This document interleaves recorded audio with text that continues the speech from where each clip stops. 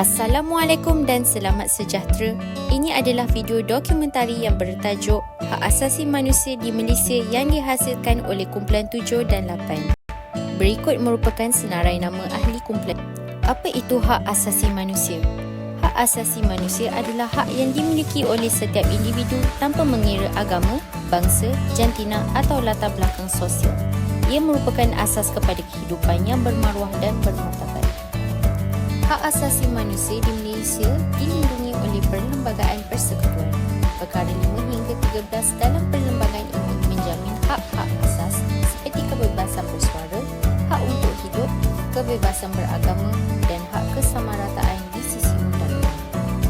Suruhanjaya Hak Asasi Manusia Malaysia ataupun dikenali sebagai Suhakam ditubuhkan untuk memantau dan melindungi hak asasi manusia di Malaysia. Suhakam juga menyiasat pelanggaran hak dan meningkatkan kesedaran awam. Antara komitmen antarabangsa yang ditandatangani Malaysia ialah Deklarasi Hak Asasi Manusia Sejagat yang dikenali sebagai UDHR. Terdapat 18 deklarasi yang telah dinyatakan di dalam UDHR. Antaranya ialah hak sama rata dan tiada diskriminasi. Pelaksanaan hak asasi manusia di Malaysia menghadapi pelbagai cabaran seperti diskriminasi, kebebasan media yang terhad dan isu hak pekerja migran. Isu-isu ini sering menjadi perhatian dalam usaha untuk memastikan keadilan bagi semua. Hak asasi manusia juga berkait rapat dengan Matlamat Pembangunan Mampan atau lebih dikenali sebagai SDG yang ditetapkan oleh Pertubuhan Bangsa-Bangsa Bersatu.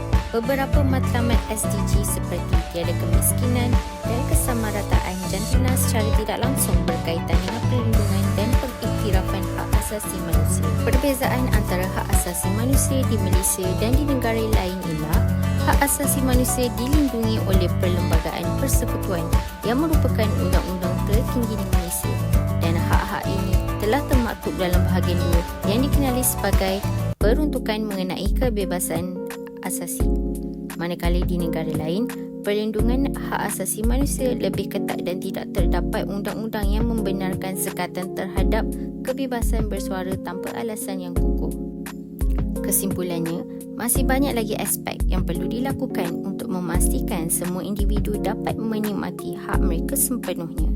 Dengan menghormati hak asasi manusia, Malaysia dapat membina masyarakat yang lebih adil dan inklusif bagi semua rakyatnya. Hak asasi manusia adalah hak yang melekat pada manusia sebagai anugerah Tuhan yang wajib dihormati, dijunjung tinggi dan dilindungi oleh negara, hukum dan semua orang. Secara umumnya, hak asasi manusia bersifat kodrati yang berarti hak asasi manusia adalah hak yang menjadi kodrati manusia. Kenapa hak asasi manusia penting untuk anda?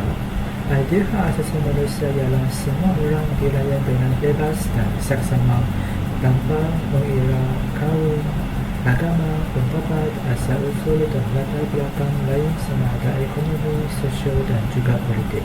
Maknanya, anda dilahirkan dengan hak asasi manusia tidak kira siapapun anda. Anda juga tidak perlu memohon dan merayu untuk ini. Hak asasi manusia telah lama wujud, namun pada masa lampau, ini hanya dimiliki oleh golongan tertentu sahaja. Rakyat biasa ditindas dan hak mereka terus dinafikan. Walau bagaimanapun, keadaan ini telah berubah dan semua orang mempunyai hak yang sama tanpa mengira latar belakang. Hak asasi manusia juga bersifat lenggeng yang berarti hak asasi manusia adalah hak manusia sejak dari kandungan hingga meninggal. Manusia memiliki hak yang tidak dapat dikurangi dalam keadaan apapun, iaitu hak untuk hidup, hak tidak disiksa, hak kemerdekaan, hak beragama, hak tidak diperbudak, hak diakui di hadapan hukum dan hak untuk tidak dituntut hukum yang berlaku surut. Hak-hak ini adalah hak-hak yang tidak dapat dikurangi dalam keadaan apapun dan hak-hak selain itu tergolong sebagai hak-hak yang dapat dikurangi seperti hak berorganisasi dan hak berekspresi. Namun, hak asasi manusia dapat dibatasi. Dalam menjalankan hak tersebut dapat melakukan batasan. Hak seseorang dapat dibatasi oleh undang-undang. Misalnya, setiap orang berhak memiliki bangunan tempat tinggal. Namun orang lain tidak dapat mengganggu tempat tinggal orang lain sewenang-wenangnya walaupun untuk membangun tempat tinggalnya sendiri, atau pemerintah tidak dapat sewenang-wenang menggusur tempat tinggal orang lain tanpa menjalani prosedur. Untuk menjamin hak asasi manusia, negara dan pemerintah wajib melindungi, memajukan, menegakkan dan memenuhi hak-hak asasi manusia. Negara dan setiap orang wajib menghormati hak asasi manusia. Artinya tidak dapat mengganggu hak asasi manusia orang lain. Misalnya, masyarakat yang sudah menikmati untuk beribadah secara bebas dan tidak boleh diganggu. Negara wajib melindungi hak asasi manusia. Artinya, ketika ada pihak lain yang mengganggu hak asasi manusia, negara wajib memberikan perlindungan. Contohnya, ada orang yang sedang menyampaikan haknya untuk berekspresi. Ada pihak lain yang mengganggu. Maka, negara, misalnya polisi, harus melindungi orang yang sedang menyampaikan ekspresinya. Negara berwajiban untuk memenuhi hak asasi manusia. Artinya, negara harus selalu mengambil langkah supaya setiap orang menikmati hak asasi manusia secara lebih baik. Contohnya, hak atas pendidikan. Maka, negara harus menyediakan sekolah, guru yang berkualiti dan buku rujukan yang baik. Selain itu, setiap orang wajib menghormati hak asasi manusia orang lain.